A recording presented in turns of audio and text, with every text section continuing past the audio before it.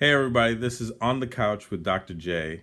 Past few weeks I've been sharing my experiences in my clinical office, stories that I've heard on my couch, as well as just themes and different things that have come up throughout the week. Today I just want to talk about overcoming disappointment and discouragement.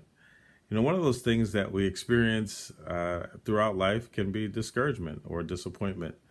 I've seen that in my clients throughout the week, whether it might be a parent not showing up and how that has caused pain for them over their life, and just a disappointment of counting on a parent and then over a series of times them not showing up. Or maybe it's a partner, wanting their partner to be faithful or to communicate or just wanting to have a better relationship. And when that doesn't happen, that it becomes a place of disappointment. And what I've realized more and more with the people that I work with, and even this week, that disappointment in itself we can possibly deal with. But the struggle sometimes comes when it is multiple levels of disappointment. Maybe you wanted to start a new job and you've been having a hard time finding the right job, finding the thing that would be a good fit for you. Maybe you've applied to places and you haven't been called in for interviews, or maybe you've gotten multiple interviews, but the job hasn't happened. Or maybe you've been in the same type of relationship where it goes for a period of time and then it ends, goes for a few years and then ends. And you've just been disappointed that the relationship has not gone as far as you've wanted it to go, or that you've been able to have a happy relationship the way that you've always imagined. And so this one disappointment is one thing, and that you could probably deal with it. But then the chronic, overwhelming, consistent disappointment is what impacts us. I've had folks that they're trying to maybe start a business, and they've been working on their ideas or a business plan, and they think it's a great plan, and they think that they have a really good idea. But then when they kind of try to get support or try to put it out there, it might not happen the way that they want. Once again, what I tend to do or end up doing with the people that I'm working with is we're going to talk about that discouragement and that disappointment, but we're also going to talk about the one that happened before and the one that happened before that. Because what we start to do is that we add up all the levels of disappointment we've had, all the specific things that have hurt us or discouraged us along the way, and we start to make sense of it. We start to put it together and say that these things have happened to me because I'm not worthy. I'm not good enough. That there's something wrong with me. If I was better, if I was stronger, if I was whatever, fill in the blank, that this thing would not have happened to me. And we start to carry that around. So this small disappointment then gets added to another disappointment, that gets added to another disappointment. And now we personalize it. We say there's something wrong with who you are, or something that you should have done differently or better. And we carry that. And then we carry that into the next situation, the next job, the next relationship, the next business opportunity, or maybe even into your family situation. Well, my parent didn't show up, or they weren't consistent, or they didn't love me because something is wrong with me. We add up all these levels of hurt, discouragement, and just sometimes pain to say different things about ourselves. And a lot of my work is helping people realize that the things that they're saying to themselves are just not true. And that there's evidence, there's facts, there's proof to say that the things that they're thinking about themselves is not true. So if you're in a situation where you feel like you can't get the right relationship or find the right partner, and you start to say maybe there's something wrong with you, I want you to try to find the facts to disprove that. Well, the fact could be your friendships and how you communicate and interact with those around you. It could be the successful times or the good times that you've had in the relationship before.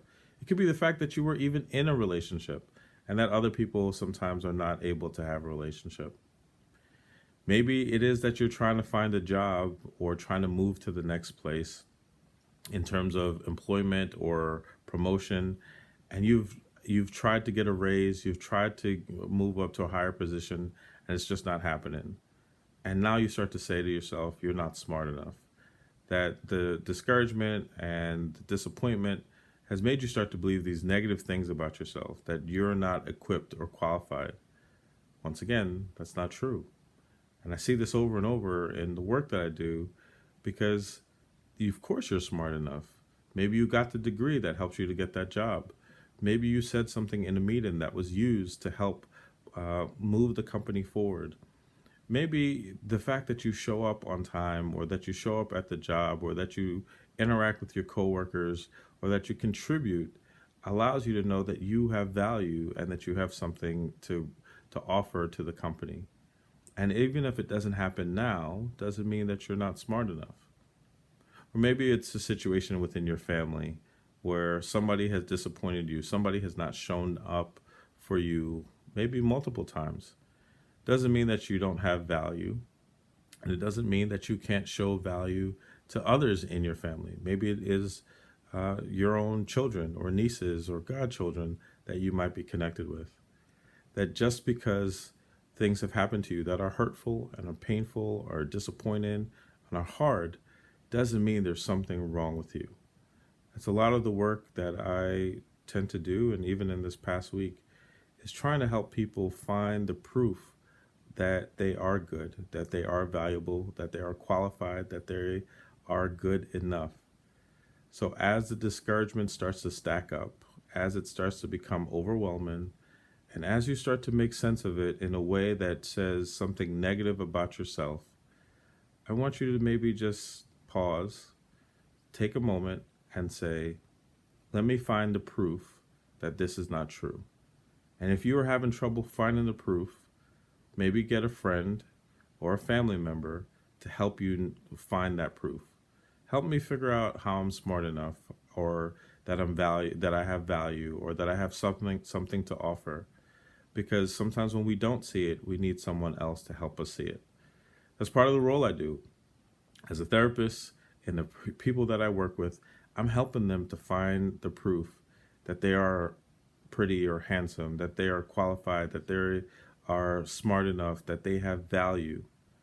And no matter what the discouragement, no matter how many times you've applied, no matter how many times you might have felt rejected, no matter how many times something just didn't work out, yes, it is hard, and you have felt it personally, but it doesn't mean that it can't work out. It doesn't mean that you don't have something to offer. And sometimes in digging deep and looking back, we realize that we've been holding on to this mindset for a long time. Maybe from childhood, maybe from young adult years, maybe from that first relationship, or that relationship that didn't work out, or that job situation that didn't work out. We've been holding on to these negative thoughts about ourselves because we were discouraged and disappointed. So once again, find the proof that says the opposite. Find the proof that says you're qualified, you are smart, you are valuable, you have worth, that you deserve love, that you deserve a promotion, that you are ready for that next level, that you can step out and write the book or the business or whatever it is, even if you've had some discouragement or some no's or some just really tough times. It's another On the Couch with Dr. J. Thank you.